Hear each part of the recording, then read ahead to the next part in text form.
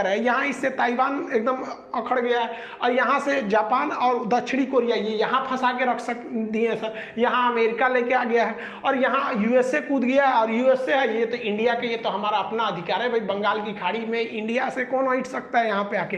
तो अब चाइना पगला गया है कि हम एक तो गलवान में क्या घुसे, ये सब तो पूरा का पूरा हमको नंगा कर देगा sir. American navy Indian navy के साथ मिलकर यहाँ पासिंग एक्सरसाइज कर रही है, युद्धाभ्यास कर रही है, पास युद्धाभ्यास। इस युद्धाभ्यास में भारत और अमेरिका दोनों की ओर से बड़ी बड़ी नौसेना के शिप भाग ले रहे हैं, और इसमें जापान को भी बुलाया जाएगा और ऑस्ट्रेलिया को बुलाया जाएगा। ये जो चारों का ग्रुप है, क्वाड ग्रुप, वो भी इसमें भाग लेंगे। फिलहाल अभी ये दोनों भाग ले रहे हैं। अमेरिका का जो बहुत ही विशाल विमान वाहक पोत जो निमित्ज है वो बंगाल की खाड़ी में घुस चुका है, और यहाँ पर वो मलक्का स्ट्रेट पे चाइना की गर्दन दबाने के लिए रेडी है। ये चलता फिरता समझ जाइए तो एकदम ये यमलोक है इसको कहिए तो। इस विमान वाहक पोत की क्षमता 90 एयरक्राफ्ट को ले जा सकता है। आप इसमें देखिए कितने बड़े बड़े एयरक्राफ्ट रखे गए हैं। इसमें से सुपर हॉर्नेट जो है वो मेन युद्धक जहाज है इनका, सुपर हॉर्नेट, और इसमें जो इलेक्ट्रॉनिक वारफेयर के लिए है ये क्राउलर जहाजें हैं सब, और साथ ही इसमें एवॉक्स जहाजों को भी रखा गया है जो उड़ान भरने के बाद दूर समुद्र में निगरानी भी कर सकते हैं। ये हेलीकॉप्टर भी कैरी कर सकता है। ये एयरक्राफ्ट कैरियर को देखेंगे तो दो हिस्सा दिखेगा, एक ये वाला हिस्सा है, ये वाला एक्चुअली एरिया, ये जो यहां से यहां तक वाला एरिया होता है ये टेक ऑफ और ये लैंडिंग के लिए होता है, ये हैंगर वाला एरिया हो जाते हैं सब यहाँ पर। इन एयरक्राफ्ट कैरियर में अत्यधिक टेक्नोलॉजी लगाई गई है जो अरेस्टेड लैंडिंग करा लेते हैं, और कैटापुल जिस तरह से गुलेल से हम लोग किसी चीज को फेंक देते हैं वैसे ही ये छोटे से रनवे को फंसा कर उनके चक्के को गुलेल की तरफ फेंक देता है ताकि इनको ज्यादा रनवे की जरूरत ना पड़े। ये भारी भरकम विमान भाग बहुत ऐसे ऐसे दो ठो तो दक्षिणी चीन सागर में लगे हैं, एक हारमुज जल संधि के पास ईरान के पास लगा है, और एक बंगाल की खाड़ी में है।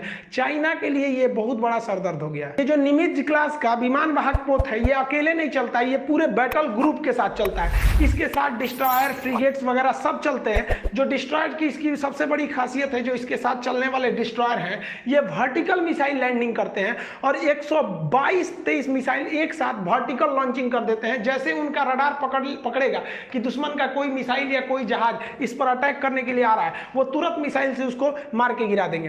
भारतीय नौसेना का विध्वंसक जहाज आईएनएस राणा जो राजपूत श्रेणी का था, आईएनएस राजपूत की कहानी पाकिस्तान कभी भूल ही नहीं सकता है, 1971 में जो धोया था उनके पीएनएस गाजी को। तो ये आईएनएस राणा भी वहां पहुंच गया उसकी युद्धाभ्यास में भाग लेने के लिए, और हमारा INS Kamorta, INS Sahyadri, INS Shivalik, ये भीषण जहाज पहुंच गए। ये पनडुब्बी को मार देता है। ये फ्रिगेट है, इसकी डिजाइनिंग ऐसी की जाती है कि रडार में ये आता ही नहीं है, तो करीब आने लगता है तब दिखता है ये रडार में। तो ये विध्वंसक जहाज चाइना को यही सब दौड़ा दौड़ा भगाए थे सब। उसके बाद अमेरिका से ये लोग साथ में जाके युद्धाभ्यास भी किए, और लेमुआ समझौता के तहत हमारे सैन्य अड्डा को अमेरिका यूज कर सकता है और अमेरिका के सैन्य अड्डा को हम लोग यूज कर सकते हैं। इसलिए चाइना के लिए सरदर्द है कि जो अंडमान निकोबार में हमारा सैन्य अड्डा है वहां अमेरिका यूज कर सकता है, और जो जापान में अमेरिका के सैन्य अड्डा है, जो उत्तरी दक्षिणी कोरिया में है, जो ताइवान से जो उसकी समझौता चल रहा है, तो हम लोग भी उसे यूज कर सकते हैं। चाइना के लिए एक और सरदर्द की बात क्या है कि भारतीय पनडुब्बियां कहां है पता ही नहीं है, वो हिंद महासागर है कि दक्षिणी चीन सागर में घुस गई है किसी को नहीं पता।